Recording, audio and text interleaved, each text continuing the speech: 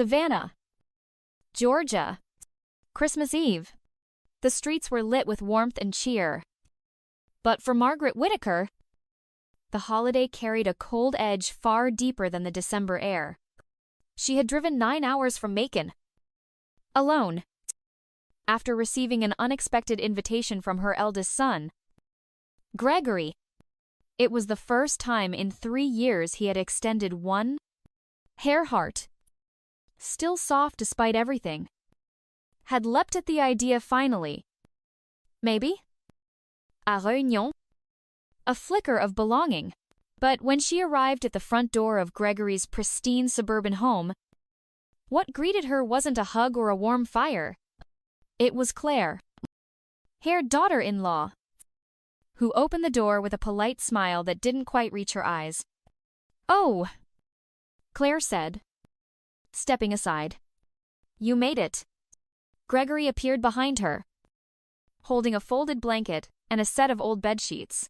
"That's where you'll be sleeping tonight," he said, tossing the bundle into her arms and gesturing toward the door that led to the basement. The guest rooms being remodeled. Claire leaned in just enough to whisper loud enough to be heard. At her age, she should be grateful. We're letting her stay at all. No one waited to see if Margaret needed help with her suitcase. No one asked if she'd eaten. Instead, she descended into the unfinished basement, her footsteps echoing off the cement walls like quiet apologies. The space was cold. A single metal chair sat in the corner. There was a cot that creaked when she touched it. The mattress thin as paper. Gregory had dragged in a tiny space heater, but it buzzed and sputtered, barely warming the air around it. As she spread the blanket over the cot, Margaret caught her reflection in the tiny basement window, a tired woman with silver hair pulled into a loose bun, wearing her best holiday sweater. She tried to smile. She didn't succeed. Upstairs, laughter echoed. Wine glasses clinked. Emily, her granddaughter, giggled at something Claire said. Christmas music played, somewhere in the mix of joy. Margaret was entirely forgotten. She sat down on the edge of the cot and pulled her coat tighter around her shoulders. Her fingers arthritic and aching from the cold fumbled for the zipper on her suitcase. She had brought carefully wrapped presents, a tin of homemade shortbread, and a framed photo of her and Gregory when he was 10. He used to love Christmas. He used to love her. But love, she realized, had somehow morphed into obligation and now indifference. She didn't cry. She hadn't cried in years. But inside, something was shifting. Not just from the humiliation of being sent to the basement, but from the years of small slights that had led to this moment. The canceled plans, the unreturned calls, the silent exclusions. This wasn't just a bad night. This was a pattern. And patterns, Margaret had once taught her students, could be interrupted if you were brave enough. She lay back on the cot, pulling the scratchy blanket up to her chin, the concrete pressed into her bones, the cold biting through every layer. But, deep inside, a different kind of fire had been lit. Tomorrow, something would begin. And this time, she wouldn't be the one begging to be seen. The morning sun filtered dimly through the basement window, casting a grayish hue across the bare cement floor. Margaret sat up slowly, her back aching from the unforgiving cot, her joints stiff with cold. Her coat had slipped off in the night, and the small heater had done little more than hum beside her, like a mechanical pity. Upstairs, the house was quiet. The kind of quiet that suggested indulgent sleep after late-night celebration. Margaret wrapped the blanket around her shoulders and climbed the narrow stairs. She moved like a shadow, silent, invisible, just as she had learned to be in her own son's presence. She paused by the guest room door on her way to the bathroom. It was slightly ajar. Inside, the renovation Gregory had mentioned was nothing more than a paint can in the corner and a roll of drop cloth. leaning against a perfectly made bed. The comforter was smooth. The room was untouched. Ali. Like so many before it. She entered the bathroom and closed the door behind her. The mirror was streaked from steam and time. She wiped it with her sleeve, revealing the woman staring back at her. Her hair disheveled. Eyes red-rimmed. Lips pressed into a thin line of restraint. For a moment, she didn't recognize herself. Then she did. She saw the teacher who once stood tall in front of classrooms, who built lesson plans and shaped young minds. She saw the woman who had balanced checkbooks with her husband and quietly reinvested her life insurance when he died. She saw the mother who had driven to soccer games, packed lunches, and stayed up through flu seasons. And she saw the woman who had been made small bit by bit, word by word, silence by silence. Her shoulders hunched from habit. Her voice softer than it used to be. Her opinions tucked away in favor of peace. But peace had a cost. And last night, she had finally paid too much. She reached for her phone, her hands trembling, but not from fear this time. From something sharper.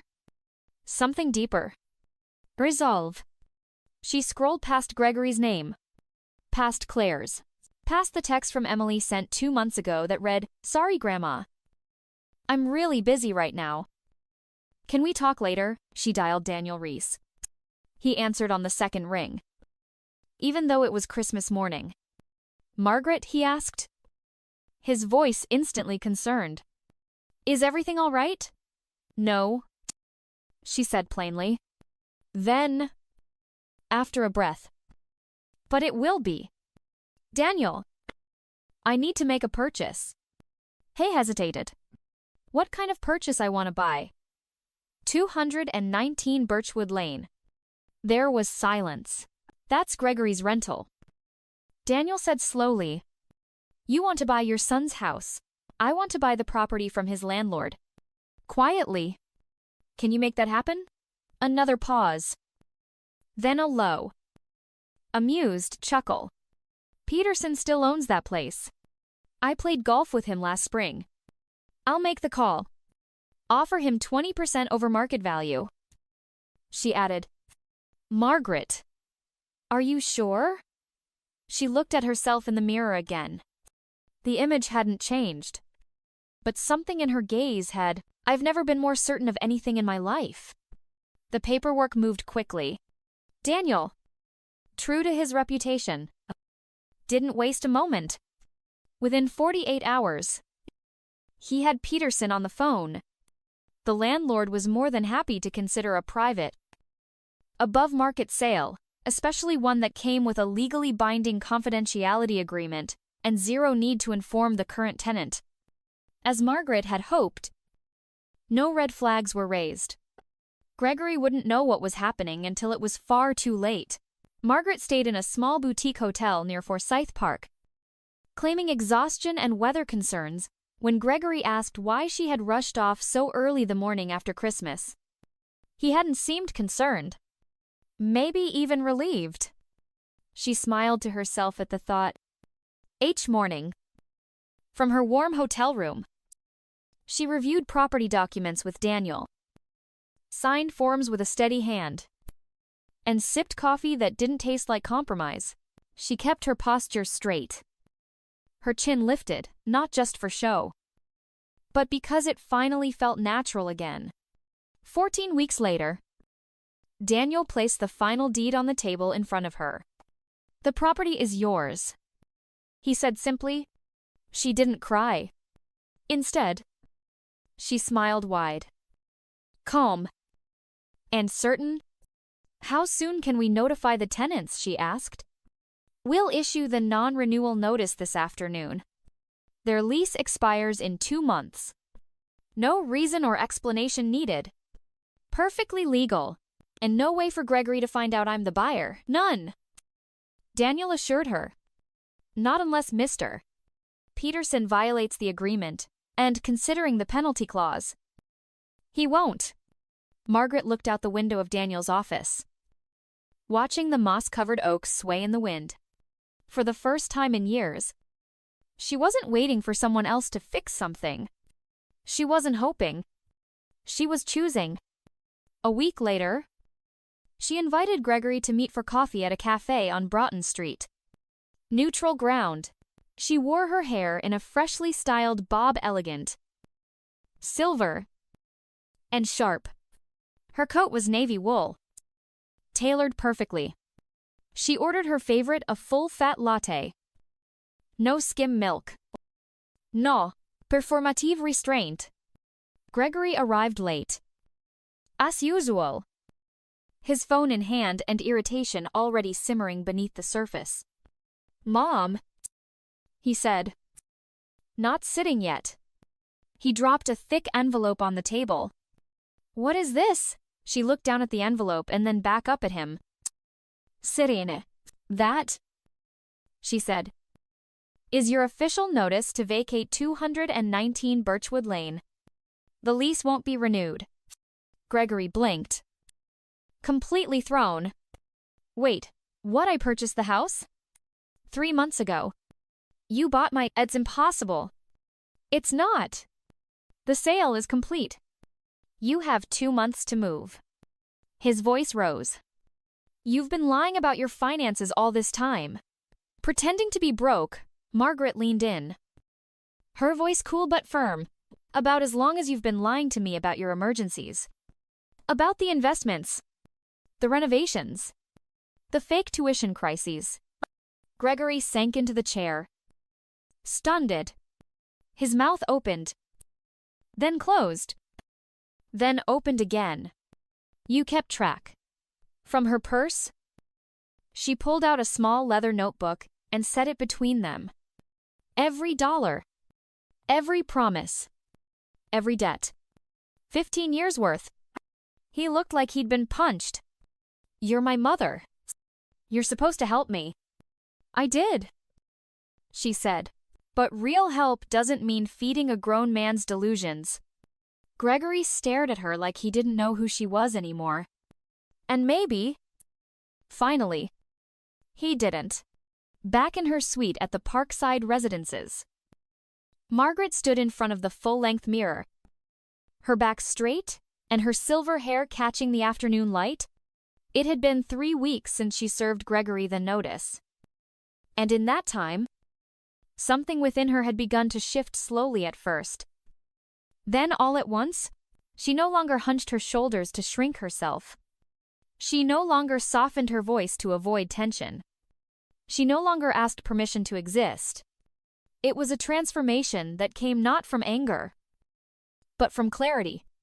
She had spent years pretending to live modestly in a modest rental after selling the family home. Gregory had convinced her she was too old to manage the upkeep, too fragile to handle real estate, too dependent to stand alone.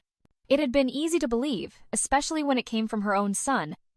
But now, in her bright, sunlit apartment with high ceilings and crown molding, Margaret was reclaiming more than space. She was reclaiming her name, her rhythm, her mind. She picked up the phone and called her younger son. "Thomas." "Mom," he said, surprised. "Everything okay? Better than okay," she replied. "I was wondering, when was the last time you came home?" There was a pause. "Honestly, it's been too long, but I always felt like I'd be walking into a storm." "Well," she said gently, "the weather's cleared. I'd love to see you." That same week, she wrote a letter to Emily, her granddaughter. She explained everything, not with resentment, but with truth. The tuition, the lies, the manipulation. She attached copies of payment records showing that every semester had been funded by Margaret's accounts, not Gregory's. She invited Emily to visit for spring break. Just the two of them, in a space free from tension and control. The next morning, Margaret booked an appointment at the hotel salon. Claire had long insisted that haircuts were frivolous for women your age, often offering to trim Margaret's ends with kitchen scissors. No more. She emerged from the salon with a precision-cut bob, soft around the face and fiercely elegant. When she caught her reflection in a passing shop window, she stopped. There she was. Not a stranger, an old friend. The one she'd forgotten while playing the role of the good mother. That evening, she sat at the desk in her apartment and began drafting a plan, something she hadn't done since her teaching days. But this was different. This was for something bigger. She titled the folder Savannah Elder Advocacy Center. She envisioned a place where seniors, particularly those manipulated by their own families, could find safety, legal help, and a path forward. A space for healing, not just for herself, but for others too tired to keep fighting. The next day, over dinner with Daniel, she laid out her vision. "I don't want revenge," she said. "I want reform. I want dignity restored for women like me." Daniel leaned back in his chair, visibly impressed. "I can help with incorporation," he said. "But Margaret, this won't just change your life. This will change lives." She nodded, a quiet fire in her eyes. "That's the point." The call came on a Tuesday morning just after sunrise. Margaret was arranging a bouquet of fresh peonies in her apartment when her phone buzzed. Claire's name flashing on the screen. She paused, stared at it for a long moment, then answered without flinching. "You've gone too far." Claire snapped. No greeting. No pose. Just venom. "Good morning, Claire." Margaret replied evenly. "You're tearing this family apart. Do you even realize what you've done? You've humiliated us. You've made us the talk of every dinner party from here to Charleston." Margaret gently set a flower into the vase. "I'm not responsible for your reputation. I'm responsible for my own dignity." Claire scoffed. "Dignity? You mean spite?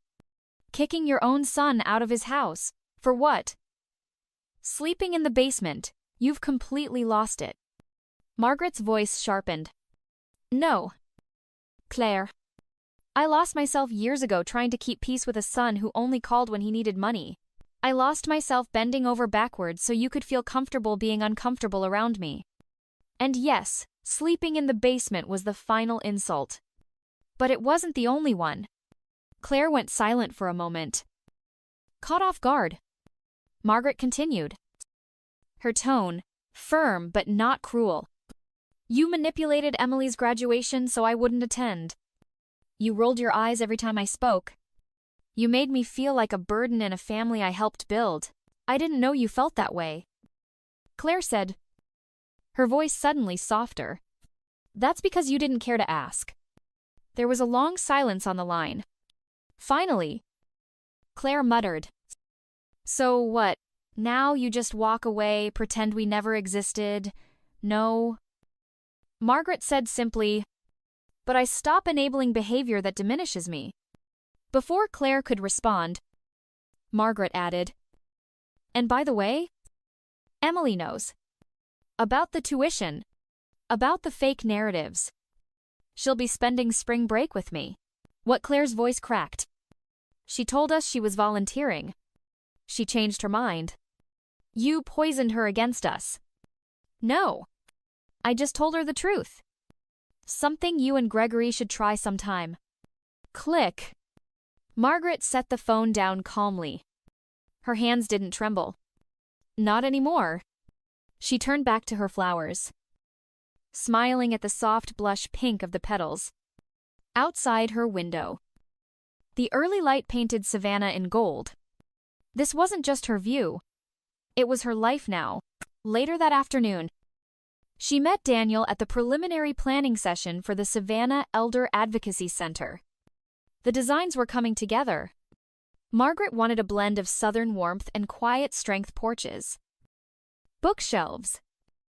Windows that let the light in. This place is going to be more than a shelter. She told the architect, it's going to be a home, a new beginning. As they walked through the layout, a delivery arrived, a thick envelope marked confidential, inside the first draft of her new will. At the back, something Daniel had helped her add, a behavioral adjustment clause. For every documented instance of manipulation or financial abuse, Gregory's share reduces. Daniel had explained, it's your way of saying consequences matter. Margaret tucked the envelope into her bag. She didn't want to punish Gregory. She wanted to give him a chance to choose differently. But if he didn't, the legacy would no longer protect the problem. It would protect the truth. That evening, she stood on her balcony, watching the sunset melt into the Savannah skyline. No more basement. No more silence. No more asking permission. She wasn't reclaiming revenge. She was reclaiming herself. It was a rainy Thursday morning when Gregory showed up, unannounced. At the Savannah Elder Advocacy Center. The building wasn't even open to the public yet. But Margaret had arrived early to meet with the designer and finalize the paint colors for the upstairs rooms. She didn't hear him come in at first. The door creaked behind her, and she turned slowly to face her eldest son. He looked unwell. His usual polished appearance was gone. His shirt was wrinkled, his eyes poofy. His shoulders drooped with the weight of something heavier than pride. It was the first time in over a decade that he looked older than his age. Gregory, Margaret said evenly. This is unexpected. He didn't answer right away. He walked a few steps inside, taking in the space, his former home. Now, unrecognizable. The living room had become a warm reception area. The kitchen transformed into a small conference room. I need help, he said.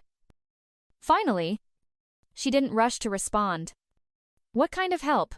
You know what kind? Money. Claire left. Took the boys. Business is gone. I can't get another loan. No one will back me.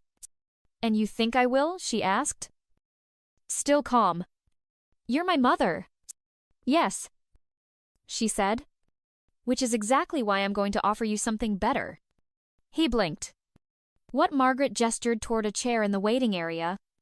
He sat slowly, cautiously, like he was afraid of what might come next.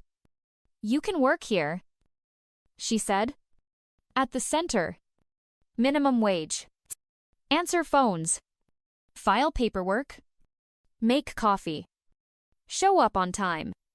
Stay sober. Attend therapy twice a week. His jaw dropped. You want me to be your receptionist. I want you to be a man who earns back trust, she said. Not just from me. From yourself. He stood up abruptly. This is humiliating. No, she corrected. Still seated. This is accountability. Something I should have introduced you to 20 years ago. You can't be serious, he said. I've never been more serious. You don't need another bailout. Gregory, you need a beginning. He turned, walked toward the door, then paused. His hand hovered over the handle. And if I say no, then you'll walk out with exactly what you came in with, nothing. He looked over his shoulder, eyes wet but defiant. You always loved Thomas more. No, she replied softly. But Thomas learned how to love people without controlling them. That's what made the difference. Gregory stared at the floor for a long moment, then back at her. His voice was barely above a whisper. When do I start? Monday, she said. 8 a.m. Sharp. And Gregory, don't be late. That evening, Margaret called Daniel. He's taking the job, she told him. Do you think he's really ready? No, she said. But I'm not offering him a safety net. I'm offering him a mirror. What he sees in it is up to him. She sat back in her armchair, sipping tea, the city lights glowing beyond the window. Gregory's fall had been inevitable. But his rise, if it happened, would be a choice. One he would have to make every single day. And this time, she wouldn't carry him. But she'd be watching. 3 months into his new job, Gregory showed up early for the first time. It was 7:52 a.m. when Margaret heard the front door open, the sound of keys jangling on the hook by the entrance. She peeked out from her office just as he was straightening the front desk sign and setting out clean mugs in the break room. "Good morning, Mr. Whitaker," she said. Formal, but kind. "Morning, Mrs. Whitaker," he replied, meeting her eyes, something he rarely did before. It was an awkward rhythm they had built. Carefully professional during work hours and cautiously personal during their twice-weekly therapy sessions. Margaret insisted on boundaries. Not out of bitterness, but to protect the progress both of them had fought too hard to earn. The Savannah Elder Advocacy Center had officially launched just 6 weeks earlier. The ribbon-cutting ceremony brought over 200 guests, local leaders, donors, volunteers, and a few quietly grateful clients. The center had already helped place 5 elderly women in temporary housing, and legal teams were preparing conservatorship defenses for 3 more. This was no longer just Margaret's project. It was a force. And Gregory, against all odds, was becoming part of it. He had started off slow, resentful, robotic, silent. But over time, Margaret noticed the subtle shifts. The way he gently helped an elderly gentleman with a walker into the elevator, the way he took notes during staff meetings, the way he spoke less about what we should be doing and more about how we can help better. One Thursday afternoon, Margaret watched through her office window as Gregory knelt beside Mrs. Caldwell, a widowed client who'd broken down. After receiving a call from her manipulative son, Gregory didn't rush her. He listened. He handed her a tissue. He simply stayed. It wasn't grand. It wasn't loud. But it was real. That evening, during their therapy session, Gregory sat with his arms uncrossed for the first time. "I think I hate the person I used to be," he said. Margaret didn't respond immediately. Then she said, "It's easier to hate the old version than to forgive him. But you'll need to do both." He nodded slowly. Another week passed. Then another. Margaret was reviewing grant proposals when Gregory knocked lightly on her open office door. "Got a minute?" he asked. She looked up. "Of course." He stepped inside but didn't sit. "I've been thinking about the counseling wing expansion." She raised an eyebrow. "Yes. My old business partner Daniel still works in construction. He's honest. And he owes me a favor I never called in." Margaret folded her hands. "You want to help, I'm not asking for a cut. No deals. No strings. I just thought it might save the foundation some money." She stared at him for a long moment. No bravado. No manipulation. Just quiet usefulness. "Thank you, Gregory," she said. "I'll consider it." As he turned to leave, he paused at the door. "I know it doesn't undo everything," he said. "But I really am sorry." She didn't smile. She didn't cry. She just said, "I know." And that, in that moment, was enough.